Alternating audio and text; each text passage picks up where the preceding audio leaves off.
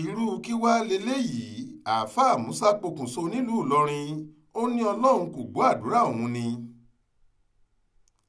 iléeṣẹ́ ọlọ́pàá ìpínlẹ̀ Kwara ti fìdí ẹ̀ múlẹ̀ pé lóòótọ́ ni ọmọkùnrin kan àáfàá Musa ẹni ọdún 22 Pokunso nílé tó ń gbé lágbègbè Ògidì nílọrin nípínlẹ̀ Kwara àti pé àwọn ti bẹ̀rẹ̀ ìwádìí lórí ohun tó mú géńdé náà gbé ìgbésẹ̀ yìí. Kò sẹ́ni tó fura pé àáfàá Musa yóò gbé ìgbésẹ̀ ikú ọ̀hún gẹ́gẹ́ bá a ṣe gbọ́.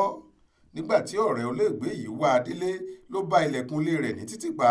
Ó kan ilẹ̀kùn náà títí ṣùgbọ́n ọmọkùnrin yìí kò dá lóhùn, bẹ́ẹ̀ ó wà nínú ilé. Nígbà tó pẹ́ tí ọ̀rẹ́ yìí ti ń kanlẹ̀kùn tí kò gbọ́ ìdáhùn kankan ni wọ́n já ilẹ̀kùn wọlé.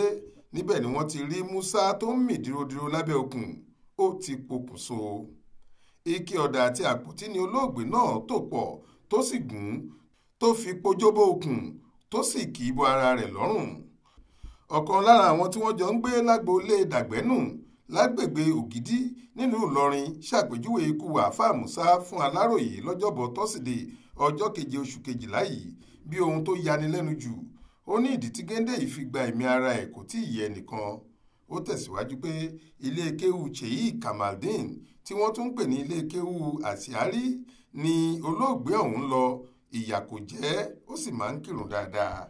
Aláròyé gbọ́ pé ọmọ ìpínlẹ̀ Ọ̀ṣun ni Musa, ṣùgbọ́n ní kété tí ìṣẹ̀lẹ̀ làwọn pè bàbá rẹ̀. Ó sì ní káwọn sin òkú ẹ̀ sí Ìlọrin, bó tilẹ̀ jẹ́ pé olóògbé ti sọ pé kí wọ́n má sin òkú òun sí Ìlọrin nínú ìwé pélébé kan tó kọ sílẹ̀ kó tó pokùnso. Ohun tí wọ́n ló kọ sínú ìwé náà ni pé bàbá mi àti ìyá mi, mo tọrọ àforíjì. Mo ṣe eléyìí nítorí pé Ọlọ́run kò gbọ́ àdúrà mi. Kí n kú sàn ju kí n máa dẹ́ṣẹ̀ lọ. Mo nífẹ̀ẹ́ yín, ẹ lọ sin òkú mi sílé o. Alukoro ọlọ́pàá Kwara DSP Èjìrẹ́ Adéyẹmí Adétóun ti fìdí ìṣẹ̀lẹ̀ náà múlẹ̀ fún Aláròyé lọ́jọ́bọ̀ tọ́sídẹ̀ẹ́ ọjọ́ 7 oṣù kejìlá yìí.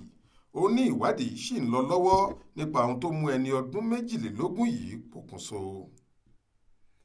Ibrahim Alágúnmu ló ṣàkójọ ìròyìn yìí fún iléeṣẹ́ tẹlifíṣàn Aláròyé online. Faith Adébọ́lá ló kà á sétí ìgbọ́ yín.